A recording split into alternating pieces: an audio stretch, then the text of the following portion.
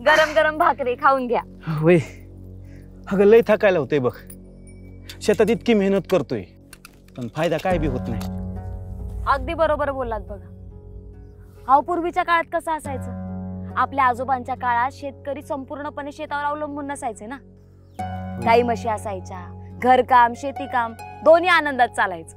होय अगदी बरोबर बोलतेस। पूर्वी ना आपली शेती स्वयंपूर्ण होती। जे काही आपल्याला शेतासाठी बी बियाणं लागायचं ते आपल्या शेतातच मिळायचं। अगं ते रासायनिक खतांचं सोड, पण गाईचं शेण गोमूत्र यापासून खत मिळायचं, कीटकांवर नियंत्रण व्हायचं।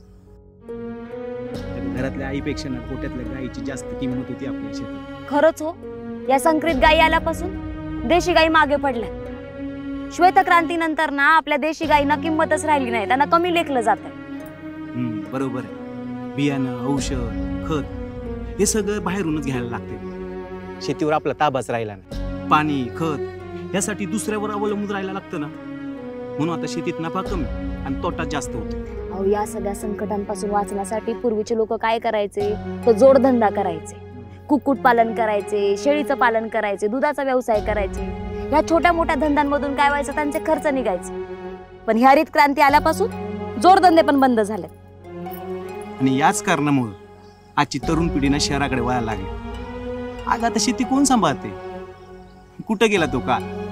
पूर्वी ना आपला देश गोपालकांचा देश होता, गाईच्या आधारावर स्वयंपूर्ण होता। पण आता रासायनिक शेतीत अडकलोय आपण, स्वयंपूर्णतेचा आत्मविश्वासच घालवलाय। पण बघा अजून वेळ गेलेली नाही। आपण आता पण जैविक शेतीकडे वळू शकतो। गाईचं महत्त्व समजून तिला परत आपल्या आयुष्यात आणू शकतो। आपली शेती जर आपल्याला शाश्वत ठेवायची असेल ना, तर काहीतरी प्रयत्न करायलाच पाहिजेत बघा। एक नंबर बोललीस बघतो।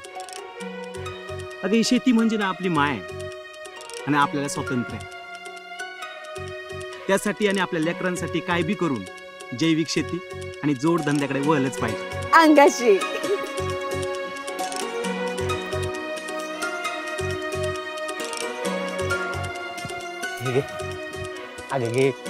जोडधंदा आणि जोडीला जैविक शेती एकत्रित युक्तीने वाढवू शेतकऱ्यांची शक्ती।